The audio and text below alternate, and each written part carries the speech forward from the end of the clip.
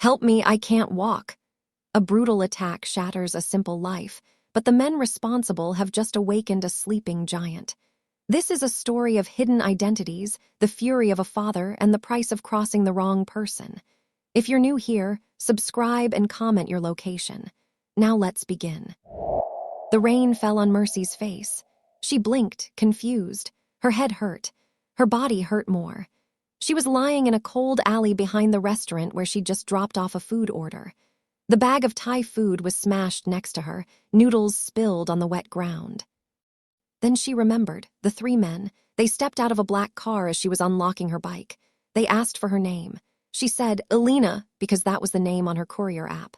Her real name, Mercy, was a secret. One of them laughed. Then the world became hands and fists in pain. They took her phone and her wallet. They kicked her bike over. Then they kicked her. Again. And again. One of them had a heavy ring that cut her cheek. She tried to move. A sharp, terrible pain shot up from her leg. She gasped. She couldn't stand. She tried to crawl, but her arms were too weak. The rain was getting heavier. The alley was dark. No one would come back here. Panic filled her chest. She was alone. Then she remembered the other phone. The stupid, heavy, old-fashioned phone her father had given her 5 years ago. He'd pressed it into her hands the day she left, her new identity papers in her bag. You keep this charged, he had said, his voice like gravel. You never use it, but you keep it on you always. She thought it was just his way of controlling her, a last thread. She hated it, but she was too afraid of him to throw it away. She kept it in a hidden pocket, inside her messenger bag. Her bag was still on her shoulder. They hadn't taken it. With shaking, freezing fingers, she unzipped the secret pocket. The black phone was there. It only had one button, a big, red button. She didn't know what it did. She never wanted to find out. But she couldn't walk. She couldn't scream anymore. Her voice was a whisper. She pressed the red button. A single green light glowed on the phone. Then it went dark. Help me, Mercy whispered to the empty alley, tears mixing with rain and blood on her face. Please, someone, I can't walk. In a quiet, expensive part of the city, in a room with no windows, a sharp beep sounded. A man named Leo looked at a screen. A map flashed. A code he hadn't seen in 5 years. Code. Elena. Real name, Merciful Mercy Costello. Status, panic signal active. Location acquired. Leo's blood went cold. He picked up a direct line. It rang once. Speak. The voice on the other end was calm, too calm. Sir, Leo said, it's the girl, the panic signal, it's active. There was a silence so deep Leo could hear his own heart. Then, the sound of a chair scraping back. Where? Leo read the coordinates. Signal is stationary, no movement. Biosigns faint but present. Mobilize everyone, the voice said, and now it wasn't calm at all. It was the crack of ice before an avalanche. I want the carnivores, the reapers, and my personal guard. I want a medical team. I want that area locked down. No one in, no one out. If a rat squeaks, I want to know. If she has a scratch, find who did it before I get there. Yes, Don Costello. Mercy drifted in and out. The pain in her leg was a throbbing fire. She heard a car engine. Headlights flashed at the mouth of the alley. Fear choked her. Were they coming back? But it wasn't one car. It was many. Tires screeched on wet pavement. Doors slammed. Not gentle closes, but heavy, solid thumps. Boots hit the ground. Lots of boots. They moved fast, but they were quiet. Shadows filled the alley entrance, blocking the light from the street. 2 men in dark suits ran toward her. They were big. Their faces were hard. But their hands, when they touched her, were careful. Miss, one said, his voice low. Can you hear me? You're safe now. My leg, Mercy cried softly. We see it. Don't move. The doctor is coming. More people arrived. A woman in tactical medical gear knelt beside her. She shined a light in Mercy's eyes. Possible concussion, femur fracture, multiple contusions. She looked at the first man. She needs the mobile surgical unit. Now. The man spoke into his sleeve. Bring the truck to the mouth. The boss is 2 minutes out. The boss? The words cut through Mercy's pain fog. No, it couldn't be. The phone, it called him. Then she heard a new sound. A deep, purring engine. A long, black car slid into view, blocking the entire alley entrance. The other cars looked like toys next to it. The back door opened. A man stepped out. He was tall, broad in the shoulders. He wore a long, dark coat. The rain seemed to avoid him. His hair was gray at the temples, but his face was strong, with lines carved by hard decisions. His eyes scanned the alley, missing nothing: the broken bike, the spilled food, the blood on the ground. Those eyes landed on her. For a second, the hardest man in the city looked like he'd been shot. The color left his face. The control he was famous for cracked. Raw pain flashed in his eyes. Then it was gone, buried under a cold, terrifying stillness. He walked toward her. His men parted like water. He knelt in the filthy alley water, not caring about his expensive coat. He didn't touch her. He just looked at her face, the cut, the bruising, her broken body. "Mercy," he said. His voice was hoarse. "Dad," she whispered. She hadn't called him that in years. The word just came out, small and broken. Hearing it made his jaw clench. A muscle ticked in his cheek. He reached out one hand, very slowly, and brushed a wet strand of hair from her forehead. His fingers were trembling. "Who did this?" "I don't know. 3 men. They took my phone, my wallet. They asked for Alina." Don Daniel Costello looked up at his lieutenant, Leo, who stood behind him. "Alina," Daniel repeated, the name a death sentence. "They were looking for a courier named Alina. Find every courier service in the city. Find every man who booked a job for an Alina tonight. I want their names, their addresses, their families. I want them breathing, but barely, in a warehouse in 1 hour." "Yes, boss," Leo said, already typing on a tablet. The medical team carefully lifted Mercy onto a stretcher. She cried out when they moved her leg. Daniel stood up. His gentle touch was gone. He was all Don Costello now. "Take her to the estate. Use the East Wing medical suite. No hospitals. I want full scans. I want her pain gone. She does not feel another second of fear. Understood." "Understood, Don Costello." They wheeled her away, toward a bright, white ambulance that wasn't an ambulance at all. As they loaded her in, Mercy turned her head. She saw her father, standing alone in the middle of the alley. He was staring at the spot where she had lain. His hands were clenched into fists at his sides. The look on his face made her shiver. It wasn't anger. It was a promise of an ending. Then he turned and got into his car. The convoy of vehicles disappeared into the rainy night as if they had never been there. An hour later, Mercy was in a soft, clean bed. The pain was a distant ache, thanks to strong medicine. Her leg was in a cast. A kind nurse named Stella checked her vitals. The room was beautiful, like a luxury hotel, but the windows were bulletproof. The door opened. Daniel walked in. He had changed into a simple black sweater and trousers. He looked less like a king of the underworld and more like a tired, worried man. He pulled a chair next to her bed. "The doctor says you will walk perfectly," he said. "The bone was clean, no other major damage." Mercy nodded. She didn't know what to say. 5 years of silence between them. "Thank you," she finally whispered, "for coming." His face darkened. "Did you think I would?" "I didn't know what that button did. I just had nothing else." "That was the point," he said, his voice rough. "I failed you once, letting you walk out that door into a world I knew was cruel. I would not fail you in it." He leaned forward. "The men who did this, they were not random thieves. They were looking for a specific courier. They were sent." "By who?" "That," Daniel said, standing up, "is what I am going to find out. Leo has the men. We are going to have a conversation." He walked to the door, then paused. "Try to sleep. You are safe here. No one will ever hurt you again. This I swear on your mother's memory." He left. Mercy lay in the quiet room thinking of her mother. She died when Mercy was 10. A car accident, they said. Mercy always wondered. Across the city, in a cold, empty warehouse, 3 men were trembling. Their names were Mark, James, and Paul. They'd been grabbed from their homes, from a bar, from his girlfriend's apartment. They were tied to metal chairs under a single, bright light. Don Daniel Costello walked into the circle of light. He wasn't shouting. He wasn't even holding a weapon. He just looked at them. Leo stood beside him, holding a tablet. You took a wallet and a phone from a young woman tonight, Daniel said, his voice echoing in the huge space. Why? It was just a job, man. Mark, the one with the heavy ring, blurted out. We were just supposed to rough up some courier, scare her, take her stuff. Who hired you? I don't know a name, some guy. He paid cash. He said the courier's name was Alina. She was picking up a package from the docks at 9. We were to intercept her, take the package, and make sure she couldn't work for a while. Daniel's eyes were like black ice.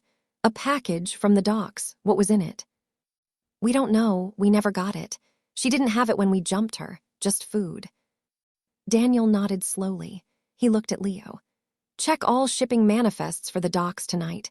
High value, small items. Look for the name Alina as the recipient courier. Leo typed.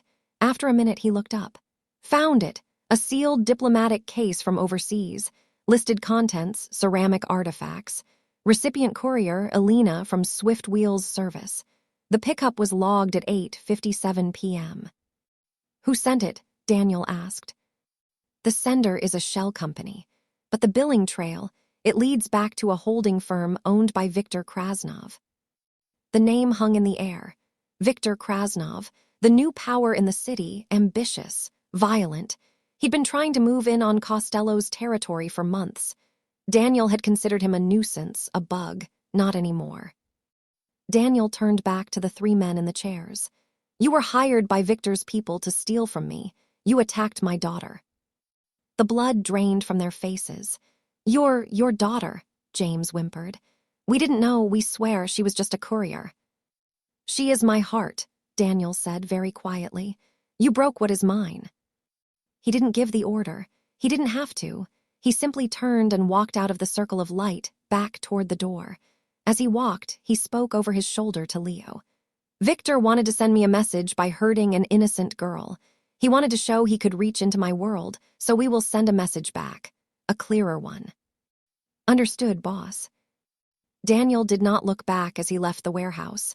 He did not need to see. He knew his men, the carnivores, were moving into the light behind him.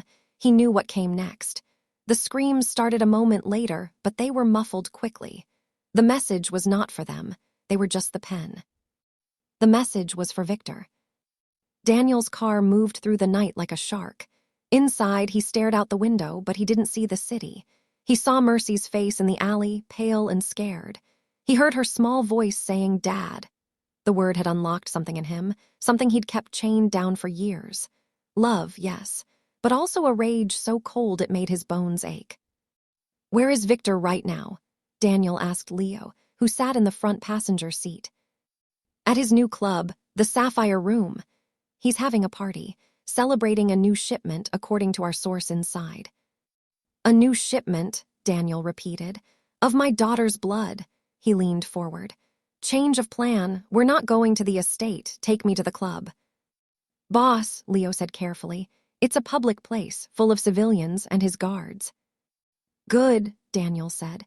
He'll feel safe. He'll be smiling. I want to see his smile when I wipe it off his face. Back at the estate, Mercy couldn't sleep. The medicine made her thoughts fuzzy, but her mind kept racing. The attack, the phone, her father's face. She pushed the button on the side of the bed, and Stella, the nurse, came in. Can I have a crutch or something? Mercy asked. I just want to move. I feel trapped. Stella looked unsure, but nodded. Just around the room, Miss Costello. Your father's orders. A few minutes later, Mercy was hobbling on crutches around the lavish medical suite. It was more like an apartment. She moved to a door that wasn't the main one. She opened it. It led to a hallway. This was the east wing of her father's estate, her home once, before she left. Memories flooded back, running down these halls as a child, her mother's laughter. Then, after her mother died, the silence, the serious men in suits, the whispered conversations. The day she found a gun in her father's desk drawer. She was 15. That was the day she decided to leave. She hobbled down the hall, drawn to a room she knew well. The library. The door was slightly open. She pushed it.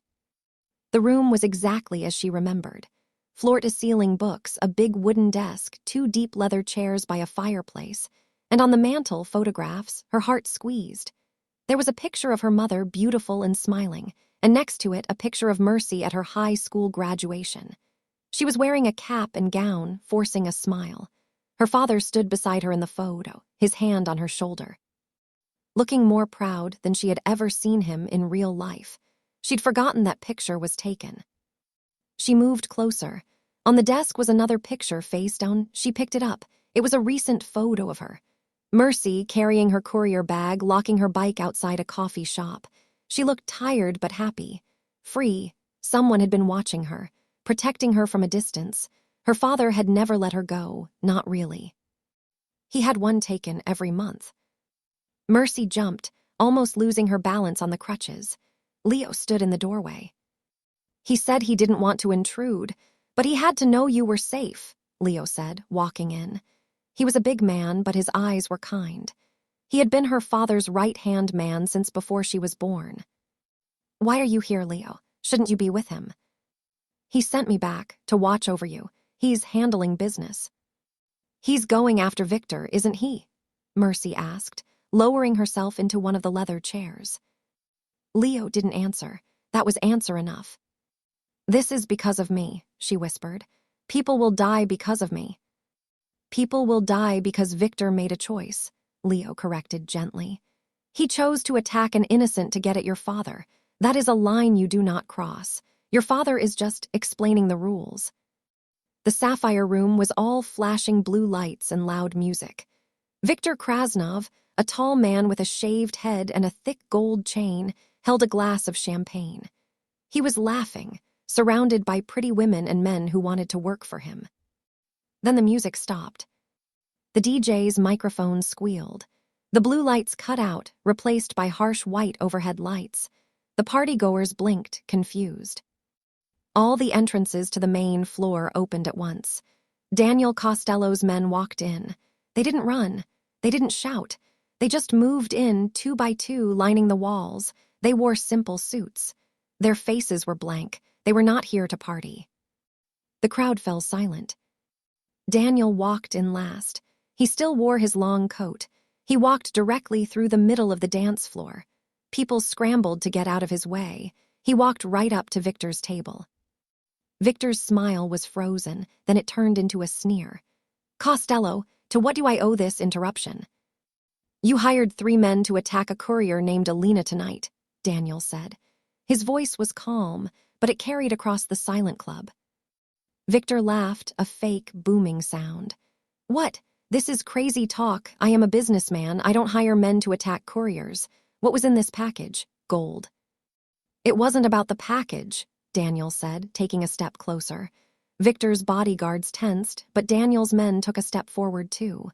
The air was tight enough to snap. It was about the message. You wanted to show me you could touch what is mine. You wanted me to feel weak. Victor spread his hands. I don't know what you're talking about, old man. You're losing your mind. Maybe you should retire. Daniel moved fast. He grabbed the champagne bottle from Victor's table. He didn't hit Victor with it. He simply poured the entire bottle onto Victor's head. The cold liquid soaked his shirt and his expensive suit. Victor sputtered, shocked. His guards reached for their guns. Touch your weapons and you die before your fingers leave your jackets. Leo's voice boomed from across the room. He had arrived, taking his place by the door. Every one of Victor's guards found themselves staring down the barrel of a silenced pistol held by one of Costello's men. Daniel dropped the empty bottle. It shattered on the floor. That girl in the alley, Daniel said, his voice now a low, dangerous whisper only Victor could hear. The one your dogs kicked until her legs snapped. The one who begged for help. She is my daughter. Victor's eyes widened. Real fear flickered there for the first time. I didn't know. That, Daniel said, is why you are already dead. You are a stupid, clumsy bull. You hurt what you did not even know was precious. You declared a war without knowing the size of the army against you. Daniel turned to leave. He walked back across the dance floor. He stopped in the middle and turned to face the crowd, the terrified partygoers, Victor, humiliated crew. Listen to me, Daniel's voice filled the room. Victor Krasnov is finished. As of this moment, his businesses are mine. His men have a choice: walk away now and live, or stand with him and die with him. There are no other options. He looked back at Victor, who was standing there, dripping and furious. You wanted my attention, Victor. You have it. For the few hours you have left, I want you to think about that girl in the alley. I want you to think about her face. And know that everything you have built, everything you are, is gone because of her, because you touched my mercy. With that, Daniel walked out. His men fell in line behind him, backing out smoothly, their weapons still trained on the room until the last moment. Then they were gone. The club was dead silent. Then, one by one, people started to leave. They hurried, not looking at Victor. His own men looked at the floor, at the exits, anywhere but at him. Victor slammed his fist on the table. He cannot do this. I will kill him. I will kill them all. But his words sounded hollow, even to him. The message had been received by everyone. The next day, Mercy was sitting in the estate's sunroom. Her father had not come back. Leo said he was tidying up. A man brought her a new phone. Your father asked me to give you this. Your number is the same. Your contacts are transferred. She took it. It was a normal phone. She scrolled through. There was a new contact saved. It just said Dad. She stared at it. Just then, Daniel walked in. He looked tired. He had changed clothes again. He sat down across from her. Is it over? Mercy asked. For Victor, yes. His operation is dismantled. He tried to run. He didn't get far. Daniel's tone said not to ask for details. The men who hurt you, they won't hurt anyone again. Mercy swallowed. She thought she would feel sick hearing that. But part of her, the part that remembered the pain and the fear, felt a dark sense of relief. Why did you never tell me? She asked softly. About my mother, the truth. Daniel looked at her, surprised. What do you mean? The car accident. It wasn't an accident, was it? It was because of you, because of this life. Daniel's face crumpled for a second. It was the first time Mercy had ever seen him look old. No, he said, his voice thick. It was an accident, a real one, a truck with bad brakes, that's all. I had that driver investigated for a year. He was just a tired man, not an enemy, just fate. He looked at her. I lost her to chance, Mercy, not to war. That's why I was so afraid of losing you to it. I tried to keep you in a bubble. It was the wrong way. I pushed you away instead. Tears filled Mercy's eyes. All these years, she had blamed him, his world, for her mother's death. It was the fuel for her anger. Now that truth was gone, and she felt unsteady. I wanted a normal life, she said. I know, he said, and you can still have it. When you are healed, you can go. I will not stop you. The phone, you can keep it or throw it away. But the protection that you cannot turn off. You will always be my daughter. He started to get up. Wait, Mercy said. He paused. The picture on your desk, the recent one, you were watching me. To keep you safe, not to control you, there is a difference. I think, Mercy took a shaky breath, I think I'd like to stay for a while, at least until this cast is off, if that's okay. For the first time since she was a little girl, Mercy saw her father's eyes grow bright with unshed tears. He just nodded, unable to speak. But I have one condition, Mercy said, a small, weak smile on her face. Anything. I want real Thai food, the kind from the restaurant whose delivery I ruined, and I don't want a courier to bring it. I want you to go get it with me, when I can walk. Daniel Costello, the man who had just ended a war in a night, looked completely terrified by the idea. And then he smiled. It was a real smile. It's a date. A week passed. Mercy healed. The estate, once a prison in her mind, began to feel like a sanctuary. She and her father ate dinner together every night. They talked about simple things, books, old movies. They did not talk about business. One afternoon, Leo came to the sunroom where Mercy was reading. Miss Mercy, there is a visitor for you. A young woman. She says her name is Jessica. She says she was your friend from the courier service. Mercy's heart jumped. Jessica, she was the one who had helped Mercy get the courier job. She was normal, kind. Send her in, please, Leo. Jessica walked in, looking nervous. She hugged Mercy carefully. Oh my God, Alina, I mean Mercy. They told me your real name. Are you okay? Everyone at Swift Wheels is talking. They said you were attacked, but then some rich family claimed you, and wow, this place." She looked around at the expensive room. "I'm okay," Mercy said. "It's a long story. My father, he's helping me." Just then, Daniel walked in. He stopped when he saw a stranger. Jessica froze. She recognized him. Everyone in the city had seen pictures of Don Costello, even if they didn't know the Mafia world. Her face went pale. "Father, this is my friend Jessica. From my courier job," Mercy said. Daniel's intense expression softened. He gave a small, polite nod. "Jessica, thank you for being a friend to my daughter when she was on her own." He sounded genuine. "And no problem, Mr. Costello," Jessica stammered. "Please stay for lunch," Daniel said. Then he looked at Mercy. "I have some things to attend to. I will see you both later." He left the room. Jessica collapsed into a chair. "Your father is Daniel Costello. Mercy, that's the biggest secret ever. Are you safe here?" Mercy thought about the question. She thought about the fear in the alley. Then she thought about her father's face when he knelt beside her. His promise. Their quiet dinners. "Yes," Mercy said, and she realized she meant it. "I am safe here." After Jessica left, Mercy felt restless. She used her crutches to go find her father. She found him in his study on the phone. His voice was cold, giving orders about a shipment dispute. He saw her and quickly ended the call. "Is everything okay?" he asked. "I just wanted to talk," she said. "The business you're in, it's dangerous. What happened to me, it could happen again. To you." Daniel came around his desk. "My world is what it is, but I am changing it. For you." "What does that mean?" "It means the old ways, the shows of force, the street wars, they are ending. With Victor gone, I am consolidating, moving more into legitimate business.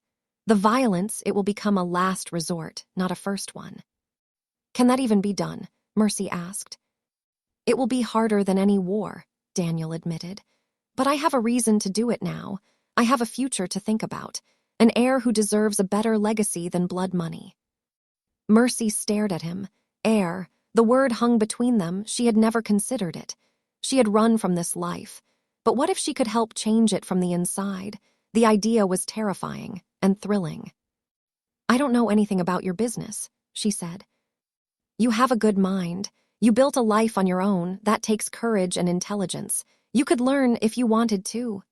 He wasn't pushing. He was just offering. "I'll think about it," Mercy said. And for the first time, she wasn't just saying it to be polite. She meant it. That night, as she lay in bed, her new phone buzzed. A text from the contact labeled Dad. "Dad, the Thai place is open until midnight. Your crutches can handle it. My treat." Mercy smiled. She typed back. "Mercy, give me 10 minutes. And you're paying cash. No influence." "Dad's deal. Meet you at the car." Mercy got up, grabbing her crutches. She wasn't just going out for food. She was taking a first small step into a new world, a world where she was Mercy Costello, daughter of a Don, a world she had once run from but now might just help rebuild. The fear from the alley was still there, a shadow, but it was no longer alone. It was joined by something else, a flicker of hope, and maybe a sense of belonging. The car was a simple black sedan, not the long, scary limousine. Leo was driving. Her father sat in the back with her. He looked out the window, his profile sharp in the passing streetlights. "You know," Mercy said, breaking the quiet, "when I was a kid, I thought you were a king, and this city was your kingdom." Daniel glanced at her. "What do you think now?" "Now I think it's more like a zoo, and you're the head zookeeper. You have to feed the lions so they don't eat the visitors." A short, surprised laugh escaped Daniel. Leo coughed from the driver's seat, hiding his own smile. "That is painfully accurate," Daniel said. They pulled up to the little Thai restaurant. It was brightly lit with a few plastic tables. It was the kind of place Mercy loved. Real. Leo got out first, scanning the street automatically. He gave a small nod. Daniel got out and offered Mercy his arm to steady her as she maneuvered her crutches. She took it. His arm was solid as a rock. They walked in. A little bell chimed. The man behind the counter, an older Thai man named Ben, looked up. His face lit up when he saw Mercy, then clouded with concern. "Elena, my God, we heard what happened. Are you okay?" Then he saw the man beside her. Ben's smile froze. He knew who Daniel Costello was. Everyone in this part of the city did. "I'm okay, Ben. This is my father. We're here for some pad thai and a green curry, extra spicy." Of course," Ben said, bowing his head slightly toward Daniel. "Please sit. It will be ready soon." They sat at a small table in the corner. It was awkward. Daniel was too big for the flimsy chair. He looked completely out of place. A few other customers glanced over, then quickly looked away, sensing the power in the room. "You come here often?" Daniel asked. "Almost every week. Ben's wife makes the best curry. They're good people. They work 7 days a week." Daniel nodded, looking around the simple, clean restaurant. Honest work. Their food came. They ate in silence for a few minutes. The food was delicious. "So," Mercy said, poking her noodles, "this moving, legitimate plan, what does that actually look like? You don't just wake up and stop being the Mafia." Daniel put his fork down. "It starts with the cash. All the money we make from certain activities, it gets cleaned through businesses that look real. Construction companies, waste management, restaurants." He gestured slightly with his head. "Places like this." Mercy's eyes widened. You own businesses like this." "Some, not this one, but many. The problem is the men, my men, they are soldiers, they know force. They don't know balance sheets. And the younger generation, they want the fast money, the flashy cars. They don't want to run a laundry or a trucking company." He sighed. "To change the family, I need to change its heart, and its mind." "And you think I can help with that?" Mercy asked, skeptical. "I think you are the heart it has been missing," Daniel said simply. "You see the world differently. You know what normal looks like. You could help build the bridge between my world and the real one." Mercy thought about the picture on his desk, the one of her looking free and happy. What if I don't want to build a bridge? What if I just want to live on the other side? Daniel's face was serious. "Then you will have all the money and protection you need to do so. I meant what I said, Mercy. The choice is yours, always." Ben brought over the check on a small plastic tray. Daniel reached for his wallet. He pulled out a stack of cash and put it on the tray, far more than the bill.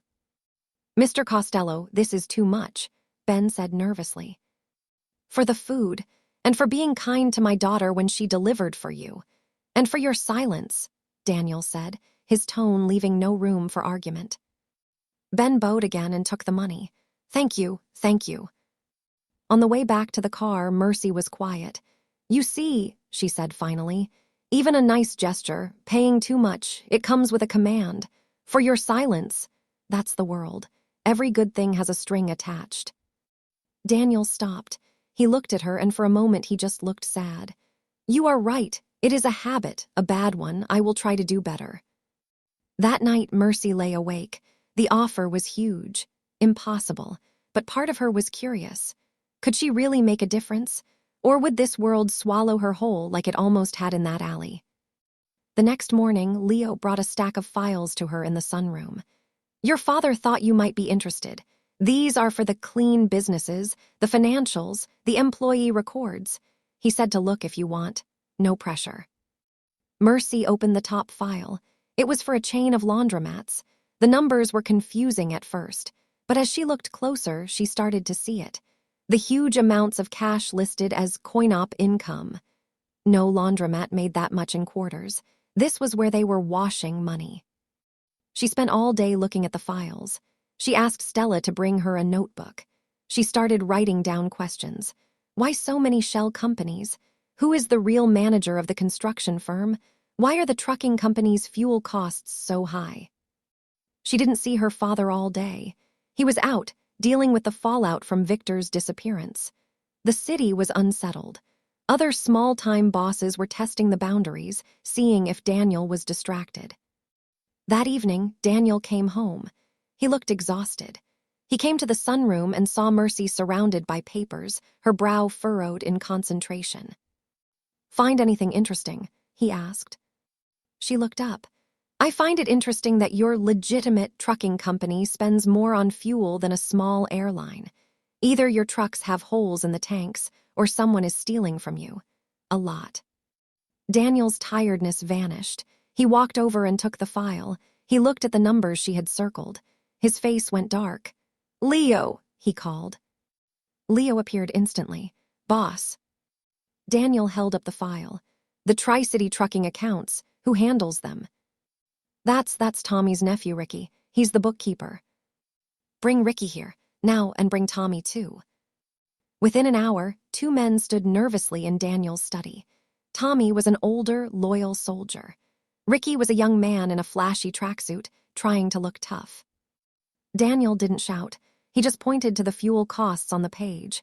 "Explain this, Ricky." Ricky shrugged. "Fuel is expensive, Mr. Costello. You know, inflation." Mercy, who was watching from a chair in the corner, spoke up. Her voice was quiet but clear. "I checked the average diesel price. I checked the mileage logs for your 10 trucks. Even if they were driving 24 hours a day, 7 days a week, the cost should be 40% less. That's a difference of about $20,000 a month. Where is that money going, Ricky?" Ricky's eyes flicked to Mercy, surprised and annoyed. "Who is she? Since when does a girl in a cast do the books?" Daniel's voice was like a whip. "She is my daughter, and she asked you a question." Ricky paled. He looked at his Uncle Tommy for help. Tommy just stared at the floor, disappointed. Maybe I made a mistake," Ricky stammered. "A $240,000 a year mistake?" Mercy asked, doing the math in her head. Daniel leaned back in his chair. "Tommy, your nephew has been stealing from the family, from me. What is the consequence?" Tommy, looking old and sad, said, "The consequence is repayment, with interest, and removal from his position." "And if he cannot repay?" Daniel asked, his eyes fixed on Ricky. "Then the debt is paid in other ways," Tommy muttered. Ricky started to panic. "Uncle, I'm sorry. The guys at the club, they said I should live a little. I got in deep with some bets." Daniel stood up. "Take him to the counting house. Have him work off every cent. He works under supervision. He sleeps there. He does not see a dollar of his own until the debt is clear. And Tommy, you are responsible for watching him. His failure is your failure." Tommy nodded, grabbing his nephew by the arm. "Yes, boss. Thank you, boss." They left quickly. Daniel sat back down. He rubbed his temples. Then he looked at Mercy. "You found in one day what my accountants missed for months." "Because they were probably afraid to tell you," Mercy said softly. "Or they're in on it. You rule by fear, Dad. Fear makes people hide things. It doesn't make them honest." Daniel considered this. It was a fundamental truth he had always known but never challenged. "So what is the alternative?" "I don't know yet," Mercy admitted. "But maybe it starts with having someone who isn't afraid to tell you the truth." A new look came into Daniel's eyes, not just love but respect.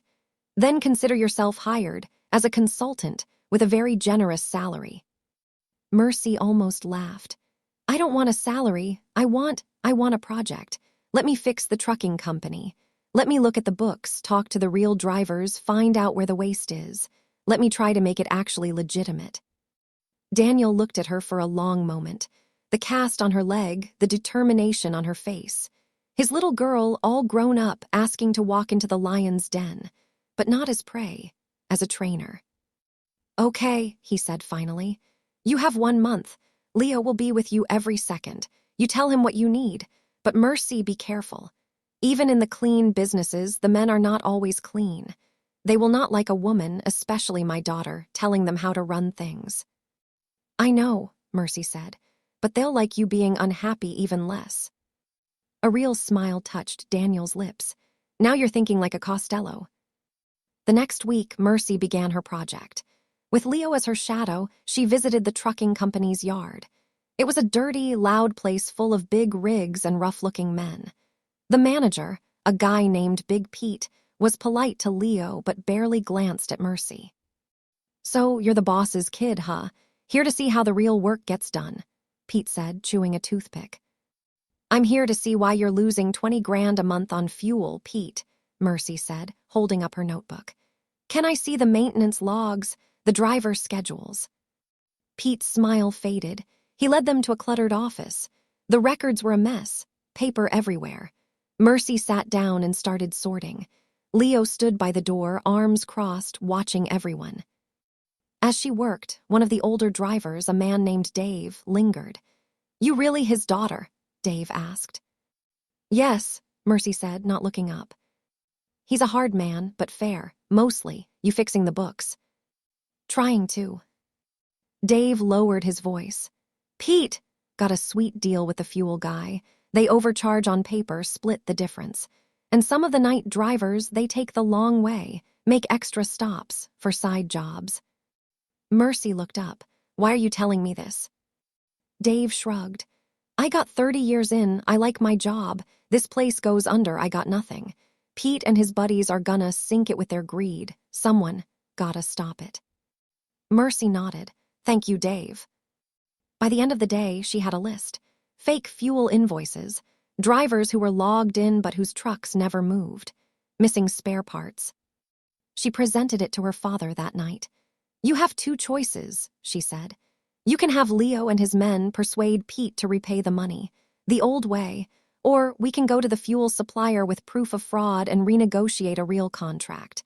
We can fire Pete and the ghost drivers and hire a real manager. The new way." Daniel looked at the list, then at her. "The new way takes longer. It makes me look weak to the others who might be stealing. The old way creates more fear, more hiding. It doesn't fix the system. It just punishes one guy. The next Pete will just be sneakier." Daniel leaned back. "What do you want to do?" Mercy took a deep breath. "I want to fire Pete, publicly, in front of the whole yard. I want to announce the new, real contract with the fuel company. I want to promote Dave to temporary manager. And I want to offer an amnesty. Anyone who comes forward about other theft in the next 48 hours just has to repay what they took. No other punishment. After that, the old rules apply." It was a radical plan. It was about transparency and second chances. The complete opposite of Mafia law. Daniel stared at her. He was calculating the risks, the loss of face, the message it would send. Then he thought about Mercy in the alley, asking for help. He thought about wanting to build something better for her. "Do it," he said. The next day, Mercy stood in the truck yard, leaning on her crutches with Leo beside her. Daniel was there too, standing a few feet back, a silent pillar of support. Pete was grinning, thinking this was just a visit. Mercy called everyone together. She held up the proof of the fake invoices. She named the ghost drivers. Her voice didn't shake. "This is theft. From the company, from my father, from all of you because it threatens your jobs." Pete's grin vanished. "Now wait a minute, you little."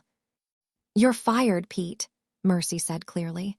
"Clean out your desk. You will be hearing from our lawyer about repaying the stolen funds." She then laid out the new plan, the amnesty, the new fuel contract. She announced Dave as the new manager. The yard was dead silent. The men were shocked. Then, one by one, a few men looked at the ground, guilt on their faces. They were the ones who had taken smaller bribes, done small side jobs. Over the next 2 days, 5 men came forward to Leo and confessed small thefts. They agreed to repay. The amount was less than Mercy expected. The public firing of Pete had been a bigger shock than any beating. A week later, the trucking company's fuel costs dropped by 30%. Morale, strangely, went up. The men respected Dave, and they were starting to respect the boss's daughter, who had the guts to come down to their dirty yard and clean house. Word spread through Daniel's organization. "The old man's daughter has a sharp mind and a sharp tongue. She's changing things." Some men were nervous, others were curious. Mercy was exhausted but thrilled. It worked. A small victory, but a real one. That evening, she and her father were in the library. "You were right," Daniel said, pouring her a glass of juice. "The new way, it has promise. It is sustainable." "It's just a start," Mercy said, but she was smiling. "I have a proposal," Daniel said. "A bigger project. The construction company, it's a mess of kickbacks and false billing. It's twice the size of the trucking firm, if you're willing." Mercy looked at her cast. She had a few more weeks of healing. She had a purpose now. a fight that didn't involve guns but spreadsheets and integrity. "I'm willing," she said. Just then, Leo walked in, his face grave. "Boss, we have a problem. A package arrived at the gate, for Mercy." Daniel stood up. "What kind of package?" "A small box, no return address. The dogs sniffed it. It's not explosives, but it's not good." "Bring it here, carefully." Leo brought in a simple cardboard box. He placed it on Daniel's desk and opened it with a knife. Inside, on a bed of white paper, was a dead rat. Its neck was broken, and around its neck was a tiny gold necklace. A necklace Daniel recognized instantly. It belonged to Jessica, Mercy's friend from the courier service. Pinned to the rat's fur was a note. It had 2 words, cut from a magazine. "Stop helping." Mercy's hand flew to her mouth. "Jessica." Daniel's face was stone. The gentle father from a moment ago was gone. The dawn was back. "Leo, find Jessica, now, bring her here, and find out who sent this." He looked at Mercy, his eyes full of a cold fire. "The new way is good, cara mia, but never forget we still live in the old world. And in the old world they do not send warning letters. They send dead rats." The game had just changed.